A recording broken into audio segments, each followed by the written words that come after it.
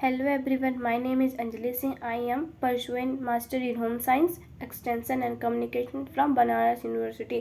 Visual communication क्या है and its principle। तो देखते हैं कम्युनिकेशन क्या होता है। कम्युनिकेशन एक लैटिन शब्द है जिसका अर्थ है साझा करना। हम अपनी बातों को एक व्यक्ति से दूसरे व्यक्ति तक जो भी सूचनाओं को पहुंचाते हैं वो हमारा कम्युनिकेशन कहलाता है। कम्युनिकेशन व्हाट्सएप, चैट के द्वारा, ईमेल के द्वारा हम अपनी बातों को जो भी शेयर करते हैं वो हमारा कम्युनिकेशन कहलाता है। कम्युनिकेशन एक व्यक्ति से लेके अधिक व्यक्तियों के बीच में होता है। अकॉर्डिंग टू जेपी लिंकन के अनुसार कम्युनिकेशन एक ऐसी प्रक्रिया है जिसके माध्यम से व्यक्ति अपने विचारों, अनुभव को इस प्रकार से साझा करते हैं कि उनका अर्थ अलग अलग हो। तो एक परिभाषा देखते हैं कम्युनिकेशन का क्या होता है। संचार एक ऐसी प्रक्रिया है जिसके द्वारा एक व्यक्ति ज्ञान, अनुभव, विचार, जानकारी, तथ्य आदि को इस तरह से साझा करते हैं कि प्रत्येक व्यक्ति को संदेश के अर्थ, इरादे समझ में आए। यह हमारा कम्युनिकेशन कहलाता है। कम्युनिकेशन एक व्यक्ति से दूसरे व्यक्ति तक सूचनाओं, विचार और दृष्टिकोण संचारित करना होता है जिससे व्यक्ति उसको आसानी से समझ सके। जो भी इस प्रकार से कि संचार के जो भी व्यक्ति हो उनके बीच जो भी सूचना हो वो एक माध्यम से समझ सके, ये हमारा कम्युनिकेशन कहलाता है। टाइप्स ऑफ कम्युनिकेशन क्या होता है। मेनली 7 तरह के कम्युनिकेशन होते हैं। Verbal communication, written communication, non verbal communication, mass communication, visual communication, group communication, feedback communication. तो पहले वर्बल कम्युनिकेशन। वर्बल कम्युनिकेशन वह कम्युनिकेशन होता है जिससे हम शब्द और उनके लैंग्वेज को आसानी से समझ सकते हैं। यह 2 या 2 से अधिक व्यक्तियों के बीच में होता है। यह हमारा वर्बल कम्युनिकेशन कहलाता है। रिटन कम्युनिकेशन वह कम्युनिकेशन होता है जिससे हम लिख के अपने मैसेज को व्हाट्सएप के जरिए, ट्विटर के जरिए उनको पहुंचाते हैं, जो भी सूचना होती हैं, ये हमारा रिटन कम्युनिकेशन कहलाता है। नॉन वर्बल कम्युनिकेशन क्या होता है। नॉन वर्बल कम्युनिकेशन वह कम्युनिकेशन होता है जिससे हम अपनी एक्सप्रेशन के द्वारा, इशारों में समझा सके। हमारा फेस एक्सप्रेशन क्या होता है जिससे कि लोग, अगला व्यक्ति हमारा समझ सके, ये हमारा नॉन वर्बल कम्युनिकेशन होता है।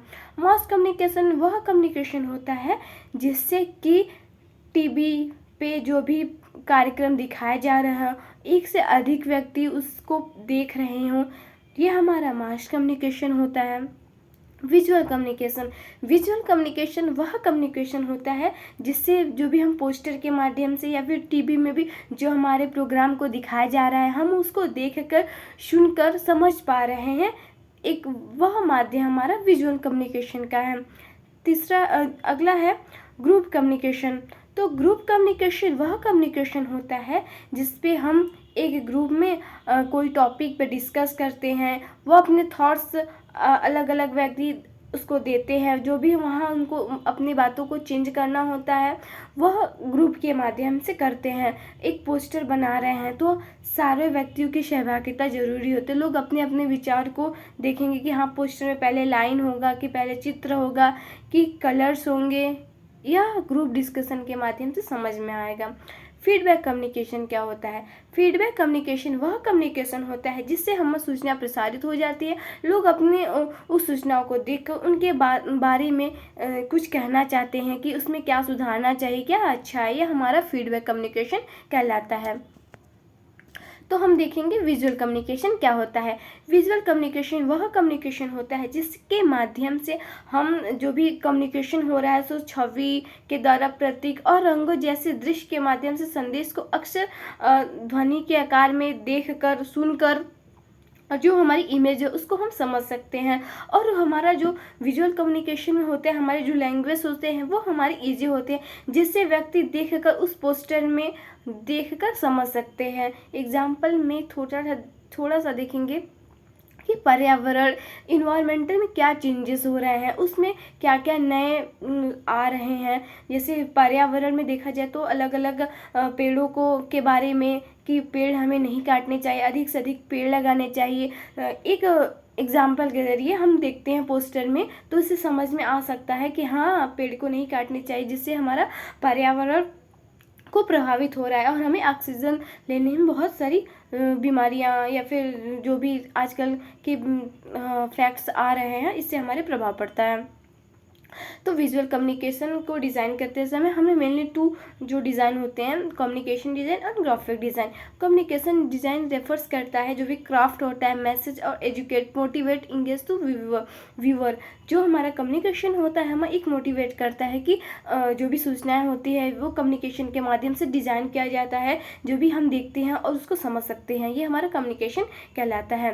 तो ग्राफिक डिज़ाइन क्या होता है? ग्राफिक डिज़ाइन वह डिज़ाइन होता है जिसमें इसमें हम ऑडियंस होते हैं, हम उनको सूचनाओं को दिखाते हैं, ऑडियंस उस भाषा को एक लय में समझ सकते हैं देखकर, ये हमारा ग्राफिक डिज़ाइन कहलाता है। तो कुछ विजुअल कम्युनिकेशन के एग्जाम्पल है, जैसे हमारी रेल की पटरी है तो हम ये साइन हमारा होता है रेल की पटरी का, और मैन वुमन जैसे कोई भी शौचालय है तो हम देख के पाते हैं ये पुरुष का है ये महिला का है, तो हम ये देखकर समझ जाते हैं कि ये विजुअल कम्युनिकेशन के माध्यम से।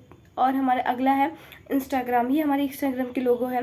बस स्टॉप का लोगो है कि जैसे जगह जगह पर बस स्टॉप का लोगो लगा होता है, इससे हमें पता चलता है कि हाँ इतने टाइम से मतलब यहाँ बस स्टॉपेज होती है, कितने टाइम का, वो एक टाइमिंग लगा रहता है। डेंजर हमारा जो होता है कि जो अगर हम कई खतरे के निशान पे होते हैं, अगर देखा जाए तो नदी के साइड, गंगा में, धारा में अगर पहले ही लोग जाते हैं तो उसमें मना होता है कि यह खतरा है। और जो भी हमारे रेल की पटरी हो या फिर लाइन का सिग्नल हो तो उससे हम देखा जाता है डेंजर, तो हम इस पर लिखा रहता है कि आगे ना जाए, खतरा है। तो प्रिंसिपल ऑफ विजुअल कम्युनिकेशन के क्या होते हैं? विजुअल डिज़ाइन प्रिंसिपल देखते हैं। पहला यूनिटी होती है, जो हमारी कार्य करने की एक पोस्टर में होते हैं, कार्य करने की जो हमारी पृष्ठभूमि होती है उसमें सारी जैसे लाइन होती हो, लाइन को बराबर में यूनिटी में दिखाया जाए। भी अगर हम उस पर चित्र बना रहे हो वो हमारी एक यूनिटी में होना चाहिए, जिससे हमें देखकर भी अच्छा लगे। अगर उन्हें अलग अलग भागों में डिवाइड दिखा जाए तो हमारे दोनों के बराबर यूनिटी होनी चाहिए, ये हमारा पहला है यूनिटी। दूसरा क्या है? गेस्टलेट।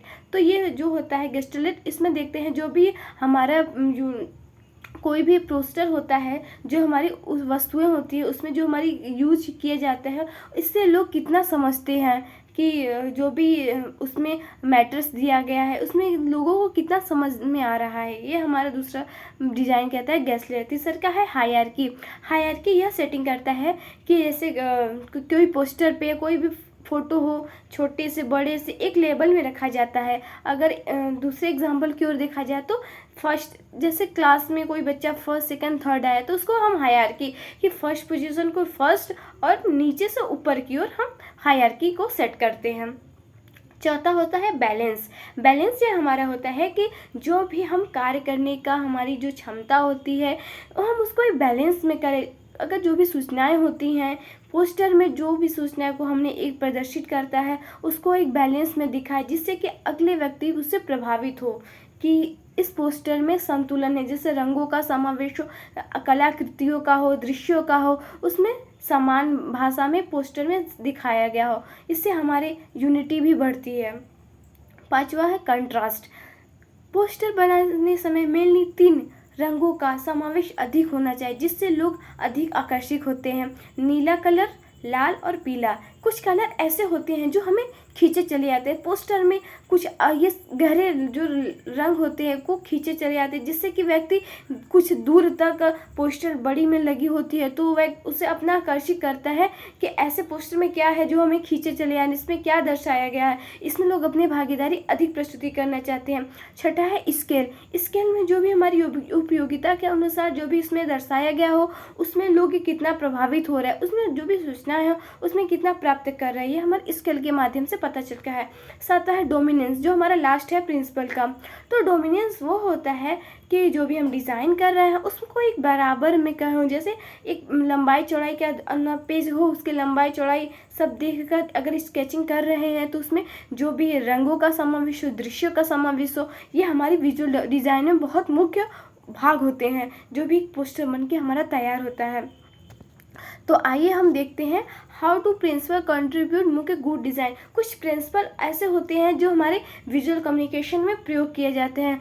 इन विजुअल कम्युनिकेशन इन पोस्टरों के अकॉर्डिंग जो हमारे क्या क्या भाग उसमें उपयोग होते हैं, क्या क्या उसमें रखा जाता है। तो आइए पहला देखते हैं बैलेंस।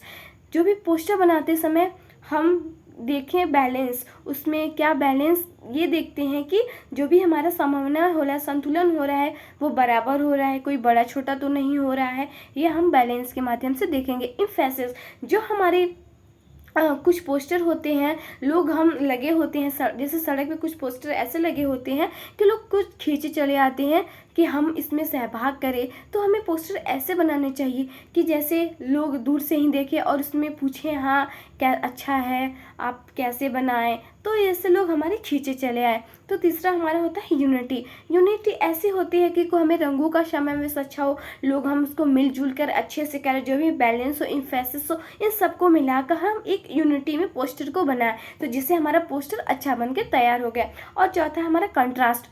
पोस्टर बनाते समय रंगों का, जैसे कि बताया कि कुछ कलर ऐसे खींचे चले आते हैं, तो हमें दो ही तीन कलर रखने चाहिए पोस्टर में, जिससे हमारा पोस्टर अच्छा बन के तैयार हो।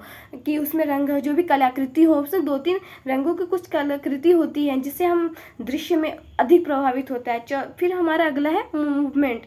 मूवमेंट ये होता है कि हमारे जो भी लय होते हैं, संतुलन होता है, और जो भी एकता, रंगों की एकता होती है, उसमें एक मूवमेंट में काम करे, जो बारी बारी से सबकी सहयोगिता पोस्टर बनाने देते समय अलग अलग रंगों का भी और दृश्यों का बैलेंस एक वे में किया जाए, तो हमारा ऐसे पोस्टर भी अच्छा और पूरी तरीके से सुंदर बन के तैयार हो गया। पैटर्न। तो पैटर्न हमारा ये होता है कि अगर हम किसी पोस्टर में पैटर्न को देखा जाए, तो हमारा जो पहला पैटर्न है हम बना लें, तो उसमें दूसरे पैटर्न को ही उतना ही सामान्यता दें कि हमारा वो भी पहले के पैटर्न के अनुसार वो भी एक अच्छा सा लुक हम दे हमें, जिससे कि हमें बराबर का उसमें समन्वय दिखाई दे। ये हमारा पैटर्न कहलाता है। प्रोपोर्शन ये होता है कि जो भी पैटर्न, तो हमारा पोस्टर जब बनकर तैयार होता है, जो भी उसमें सारे प्रोपोर्शन होते हैं, अलग अलग लंबाई की देखा जाए तो चौड़ाई कितनी रखनी हो, उसमें अलग अलग दृश्यों को किधर किसके अकॉर्डिंग रखनी चाहिए, कि अगर छोटा है तो पहले किसको रखे, तो वो हमारा प्रोपोर्शन कहलाता है। ये हमारे थे विजुअल और कम्युनिकेशन का डिज़ाइन हम कैसे करते हैं, ये हमारा एक छोटा सा उदाहरण था।